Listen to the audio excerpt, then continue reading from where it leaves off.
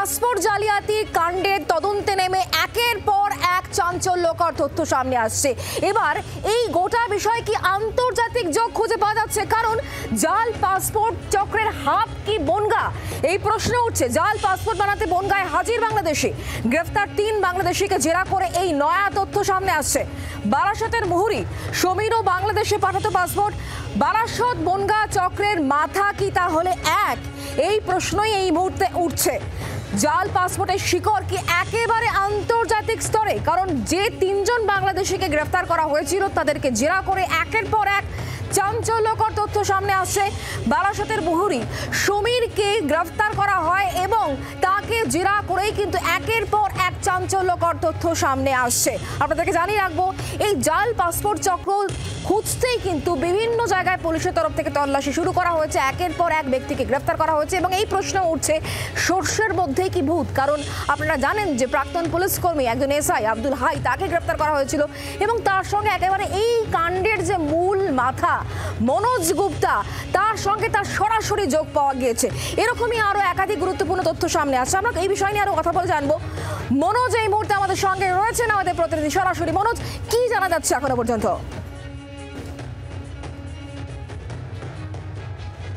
দেখো, গত পরশুদিন বুধবার এই সমীর দাসকে কিন্তু বারাসাত নবপল্লী থেকে কিন্তু গ্রেপ্তার করে বারাসাত থানার পুলিশ এবং তাকে জিজ্ঞাসাবাদ করার পর একের পর এক কিন্তু এই পাসপোর্ট জালিয়াতি কাণ্ড, নথি জালিয়াতি কাণ্ডের কিন্তু একের পর এক গ্রেপ্তার হয়। আজও কিন্তু একজনকে গ্রেপ্তার করেছে বারাসাত থানার পুলিশ। সে তার বাড়ি কিন্তু অশোকনগরে এবং তাকে গ্রেপ্তার করেছে রহরা থেকে। তবে তাকে জিজ্ঞাসাবাদ করে কিন্তু জানা যাচ্ছে যে এই যে যাকে আজকে গ্রেপ্তার করেছে সে কিন্তু এই নথি জালিয়াতি কাণ্ডের কিন্তু অন্যতম পান্ডা বলে জানা গেছে।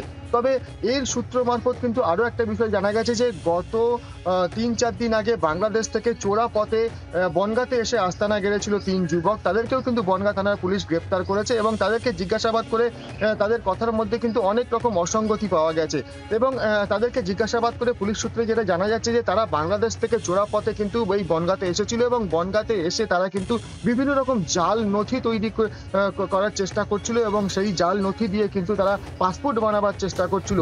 এবং পুলিশ সূত্রে আরো এটা জানা গেছে যে এই পাসপোর্ট তৈরি করার পর তারা কোনো ভিন দেশে যাবে কিংবা এই ভারতবর্ষ থেকেই কোনো দুষ্কৃতিমূলক কাজকর্ম করবে, এমনটাই পুলিশ সূত্রে জানা গেছে। তাদেরকে আজকে পুলিশ হেফাজতে নিয়ে পুলিশ হেফাজতে কিন্তু তাদেরকে বনগাঁ কোর্টে পাঠানো হয়েছে এবং তারা পুলিশ হেফাজতে নিয়ে কিন্তু আরো জানাবার চেষ্টা করবে যে ঠিক কি উদ্দেশ্যে তারা চোরাপথে কিন্তু এই বাংলাদেশ থেকে ভারতবর্ষে এসেছিল এবং এই যে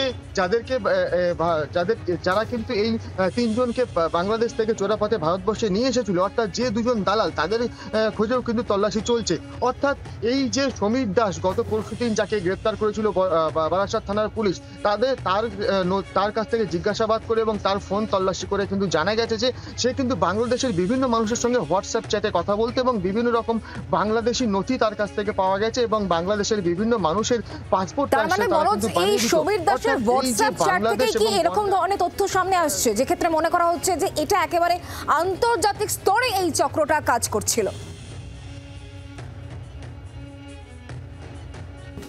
একেবারেই এদের যে চক্র রয়েছে তারা সেই চক্র কিন্তু আন্তর্জাতিক স্তরেই চক্রটা কাজ করছিল বলে জানা গেছে। কারণ এই সমীর দাসকে গ্রেপ্তার করার পর তার মোবাইল থেকে যে হোয়াটসঅ্যাপ চ্যাট উদ্ধার করা হয়েছে, সেই যে হোয়াটসঅ্যাপ চ্যাটের বেশিরভাগটাই কিন্তু বাংলাদেশি মানুষের সঙ্গে হোয়াটসঅ্যাপ চ্যাট করা হয়েছে এবং এই সমস্ত যে জাল তথ্য এবং যে পাসপোর্ট তৈরি সেই সংক্রান্ত বিষয় নিয়েই কিন্তু এই হোয়াটসঅ্যাপ চ্যাটে পুলিশ কিন্তু পেয়েছে। ইতিমধ্যে কিন্তু আরো একজনকে আজকে যে গ্রেপ্তার করেছে, অর্থাৎ দিবাকর বিশ্বাসকে রহরা থেকে যে গ্রেপ্তার করেছে, তাকেও জিজ্ঞাসাবাদ করে কিন্তু অনেক কিছু জানতে পেরেছে পুলিশ এবং তাকে জিজ্ঞাসাবাদ করে আরো জানবার চেষ্টা করছে যে ঠিক কিভাবে তারা এই জাল নথিগুলো বাংলাদেশের মানুষের কাছে প্রদান করতো এবং কিভাবে তারা পাসপোর্ট বানাতো তাও কিন্তু জানবার চেষ্টা করছে। পাশাপাশি কিন্তু এই যে দিবাকর বিশ্বাস যাকে আজকে বারাসাত থানার পুলিশ অ্যারেস্ট করেছে, সে কিন্তু এই চক্রের অন্যতম পান্ডা বলেও জানা গেছে। তবে এই যে ভারত বাংলাদেশের যে সমস্ত তথ্য তারা করতো, তারা পাসপোর্ট তৈরি করতো, এই যে চক্রটা কিন্তু আন্তর্জাতিক পর্যায়ে চলে গেছে বলে জানা গেছে। চক্র কিভাবে কাজ করতো আর কারা কারা যুক্ত, এই সবটাই এই মুহূর্তে কিন্তু জানার চেষ্টা করা হচ্ছে। মনোজ, ধন্যবাদ। এবার আপনার থেকে শোনাবো আইনজীবীর তরফ থেকে ঠিক কি বলা হয়েছে এই বিষয়ে। যে 3 জনকে পুলিশ গ্রেপ্তার করেছে এদের বয়স 22 থেকে 27-এর মধ্যে 3 জনের এবং এরা বাংলাদেশের কুমিল্লা জেলা গাজীপুর জেলা এবং নড়াইল জেলা, এই 3 জেলার এরা ব্রাহ্মণবাড়িয়া এই এলাকায় এরা বসবাস করে।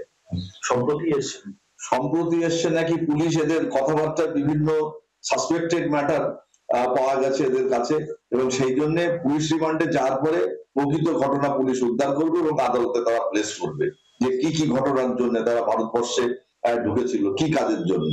এটা যেহেতু ইনভেস্টিগেশন চলছে, সেই জন্য ইনভেস্টিগেশনের বাইরে কিছু বলা আমাদের পক্ষে কঠিন।